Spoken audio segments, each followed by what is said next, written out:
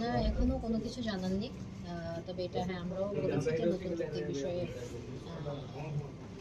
করার জন্য, নতুন চুক্তি নবায়ন করার জন্য। এটা হচ্ছে কিরণাবাবু বলছি। উনি হচ্ছে আজকে আমার সাথে বসবেন চুক্তিতে। ৬-৭ বছর ফেডারেশনে আমরা যেভাবে থেকে এসেছি, সেটার জন্য অনেক সাফল্য এসেছে এবং সেটা অব্যাহত থাকবে, সেটাই আমার চাওয়া থাকবে। এবং পাশাপাশি যেটা বললেন যে পাইপলাইনে প্লেয়ার উঠে আসাটা সব থেকে ইম্পর্টেন্ট। অবশ্যই আমাদের তো খেলাই নেই। আমাদের একটা লিগ যেটা হয় সেটা হচ্ছে আপনার 1 মান্থের লিগ হয়, যেটা আসলে রিয়েলিস্টিক তো না। এবং লিগের একটা স্ট্রাকচার থাকা উচিত।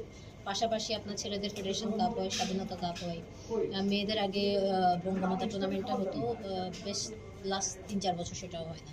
তো আমার মতে হচ্ছে ডোমেস্টিক খেলা আপনি যত রাখতে পারবেন, আমার মনে হয় প্লেয়ারদের মান তত বিষয়টাও তো অনেক মানে অর্থনৈতিক বিষয়। অবশ্যই, কারণ ফাইন্যান্সিয়াল সাপোর্ট যখন মেয়েরা পাবে, তারা যখন বুঝবে যে এটা তো অন্য মেয়েদেরকে আসলে ইন্সপায়ার করবে যে আমি ফুটবল খেলে কিছু টাকা ইনকাম করতে পারছি, তাহলে আমি এটাকে আমার প্রফেশন হিসেবে জায়গাটাতে যদি পিছিয়ে থাকে তাহলে তো।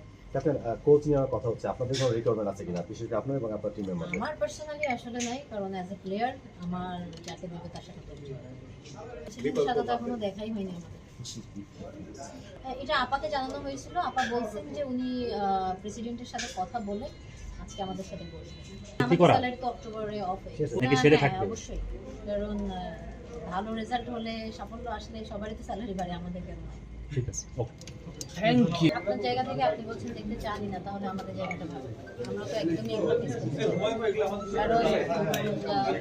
কারণ আমাদের একটা ক্যালেন্ডার থাকা উচিত, যেটা আসলে মেয়েরা জানবে যে তাদের এই বছরটাতে কী পরিমাণ গত বছর যে জিনিসগুলো হয়েছে, এবছর যে জিনিসগুলো হয়েছে, আমরা চাইলে সেগুলো আলোচনা করি।